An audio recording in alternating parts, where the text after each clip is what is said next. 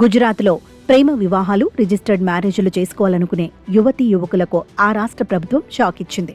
తల్లిదండ్రులకు తెలియకుండా రహస్యంగా పెళ్లిళ్లు చేసుకునే పద్ధతికి స్వస్తి పలికేలా వివాహ రిజిస్ట్రేషన్ చట్టంలో కీలక మార్పులు చేస్తూ ప్రభుత్వం నిర్ణయం తీసుకుంది. పెళ్లిళ్లలో పారదర్శకత పెంచడానికి, సామాజిక విలువలను కాపాడడానికి తల్లిదండ్రుల ప్రమేయం తప్పనిసరి చేస్తూ కొత్త నిబంధనలను రూపొందించింది.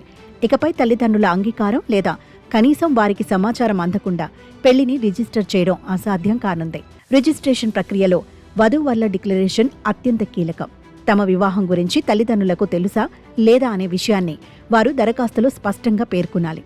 దరఖాస్తు అందిన 10 రోజుల్లోపు అసిస్టెంట్ రిజిస్ట్రార్ ఇరువైపులా తల్లిదండ్రులకు అధికారికంగా సమాచారం అందించాల్సి ఉంటుంది. తల్లిదండ్రుల ఆధార్ కార్డు వివరాల నుండి వివాహ ఆహ్వాన పత్రిక వరకు అన్ని పత్రాలను క్షుణ్ణంగా పరిశీలిస్తారు. గతంలో లాగా తక్కువ సమయంలోనే సర్టిఫికెట్ ఇచ్చే విధానానికి స్వస్తి పలికి దరఖాస్తు చేసిన తేదీ నుండి సర్టిఫికెట్ జారీకి మధ్య ఖచ్చితంగా 30 రోజుల వ్యవధి ఉండాలని ప్రభుత్వం నిబంధన విధించింది.